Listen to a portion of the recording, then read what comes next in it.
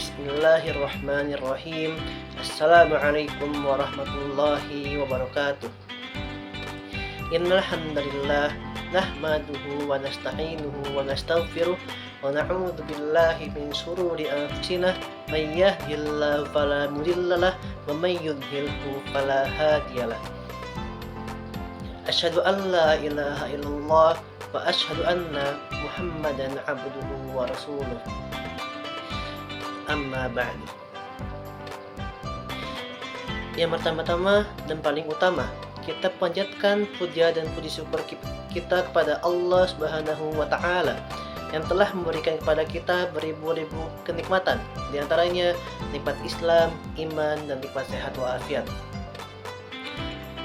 Salawat serta salam kita curahkan kepada baginda kita, Nabi kita, yaitu Nabi Muhammad SAW, yang telah membawa agama kita, yaitu agama Islam, dari zaman kegelapan hingga zaman yang terang benderang.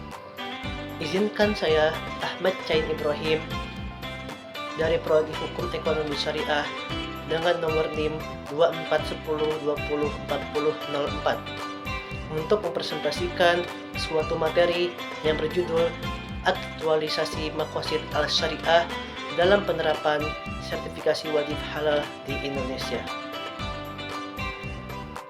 Latar belakang: Islam mengatur seluruh aspek kehidupan manusia untuk mewujudkan kemaslahatan sebagaimana tujuan Maqasid Al-Syariah. Perkembangan industri yang menghasilkan beragam produk makanan, minuman, obat-obatan, dan kosmetik menuntut adanya jaminan kehalalan bagi konsumen muslim. Oleh karena itu, pemerintah menerapkan sertifikasi halal wajib sebagai bentuk perlindungan dan kepastian hukum. Dalam perspektif Maqasid Al-Syariah, kebijakan ini merupakan upaya menjaga agama, hifz al-din, dan jiwa, hifz al-nafs, sebagai bagian dari kebutuhan premier atau yang disebut dengan daruriyat. Definisi Maqasid Al-Syariah. Secara terminologi, maqasid berasal dari kata qasada, yang berarti tujuan, maksud, atau sasaran yang ingin dicapai. Secara terminologi, Maqasid Al-Syariah adalah tujuan, hikmah, dan nilai-nilai yang hendak diwujudkan oleh Allah Subhanahu wa Ta'ala melalui setiap ketentuan syariat untuk mewujudkan kemaslahatan serta menjaga kehidupan manusia di dunia dan di akhirat.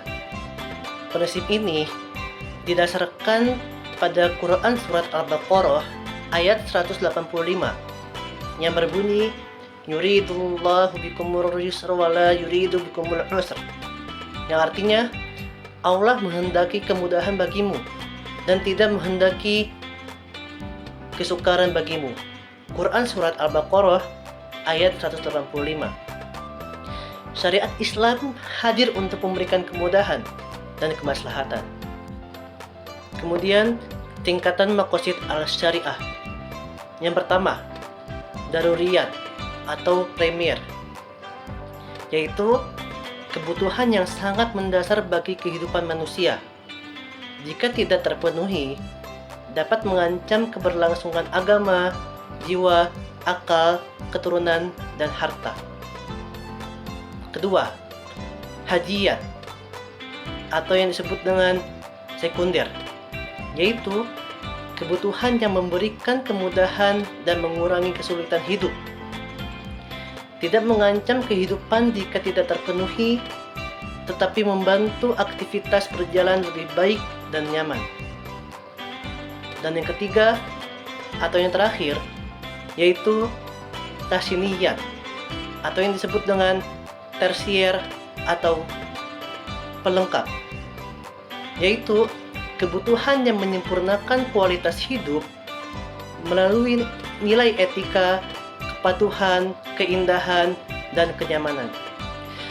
Contoh kasusnya, jika pemerintah lebih mengutamakan pembangunan fasilitas atau proyek pelengkap, sementara masih banyak masyarakat mengalami kesulitan ekonomi dan keterbatasan akses terhadap kebutuhan pokok, maka kebijakan tersebut belum sepenuhnya mencerminkan tujuan syariat, yaitu mewujudkan kemaslahatan dan kesejahteraan masyarakat. Kemudian al-kulliyat al-khams, atau yang disebut dengan 5 jaminan pokok maqasid al-syariah.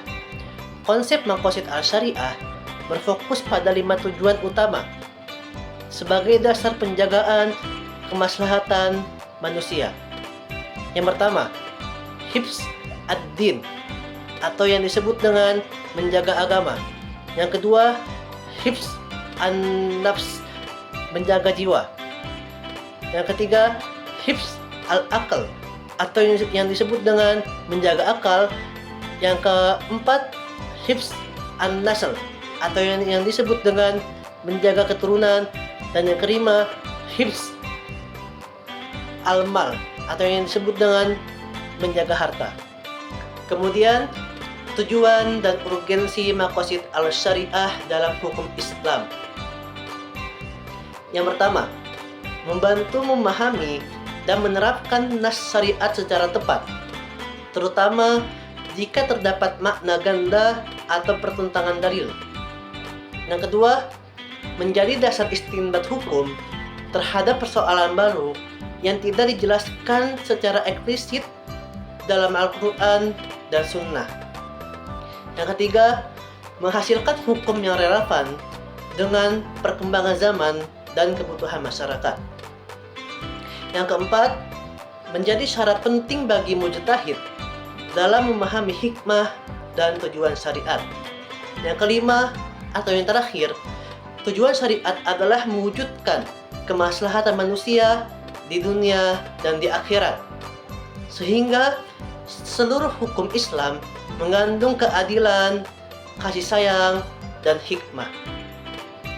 Kemudian, analisis kasus, sertifikasi wajib halal, kebijakan halal wajib di Indonesia. Badan Penyelenggara Jaminan Produk Halal, atau yang disingkat dengan BPJPH, menetapkan bahwa mulai 18 Oktober 2026, seluruh produk makanan dan minuman dari pelaku usaha mikro dan kecil (UMK) wajib bersertifikasi halal. Kebijakan ini merupakan implementasi dari Undang-Undang Nomor 33 Tahun 2014 tentang Jaminan Produk Halal dan PP Nomor 42 Tahun 2024. Kepala BPJPH, yaitu Ahmad Haikal Hasan, menekankan atau menjelaskan bahwa sertifikasi halal tidak hanya kewajiban hukum, tetapi juga strategi untuk meningkatkan daya saing, kepercayaan konsumen, dan perluasan pasar.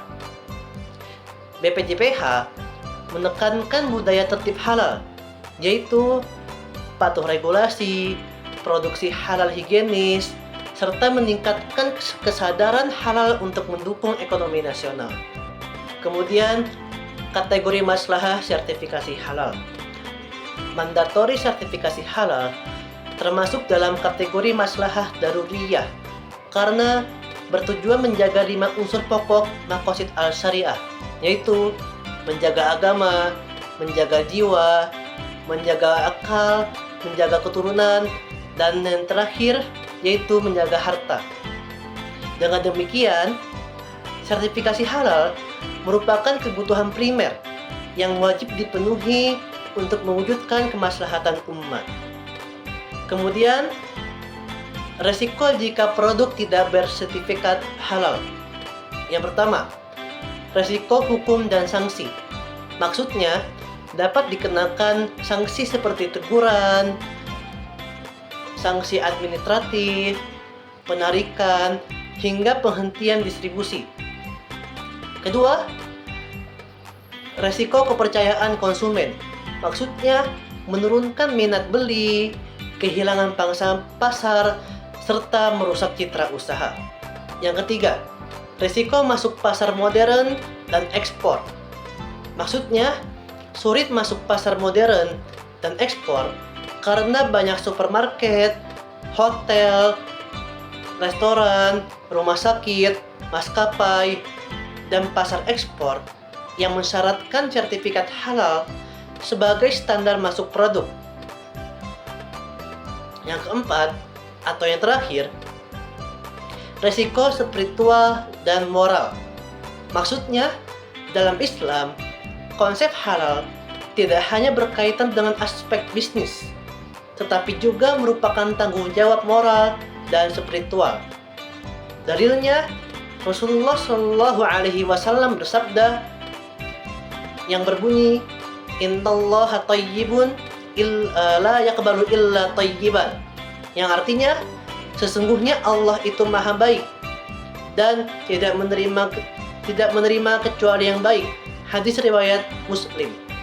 Jadi, kesimpulannya adalah maqasid al-syariah merupakan konsep dalam hukum Islam yang bertujuan mewujudkan kemaslahatan dan mencegah kemudaratan melalui penetapan hukum yang adil, mudah, dan menyejahterakan. Mencakup 3 ketingkatan kebutuhan, yaitu daruriyat, hajiyat, dan tahsiniyat, serta pelindungan 5 unsur pokok, yaitu agama, jiwa, akal, keturunan, dan harta. Konsep ini penting bagi mujtahid agar hukum Islam tetap relevan dalam menjawab persoalan baru di masyarakat. Kebijakan sertifikasi halal wajib di Indonesia sejalan dengan maqasid al-syariah pada tingkat maslahah daruriyah karena melindungi 5 unsur pokok tersebut, sekaligus meningkatkan kepercayaan konsumen dan daya saing usaha, sehingga sertifikasi halal menjadi bagian dari upaya mewujudkan kemaslahatan, keadilan, dan kesejahteraan masyarakat. Mungkin itu saja materi yang dapat saya sampaikan. Jika ada kata-kata yang salah, datangnya dari saya sendiri dan dari syaitan, dan jika ada kata-kata yang benar, datangnya dari Allah Subhanahu wa Ta'ala. Syukran, jazakallahu khairan. Summa assalamualaikum warahmatullahi wabarakatuh.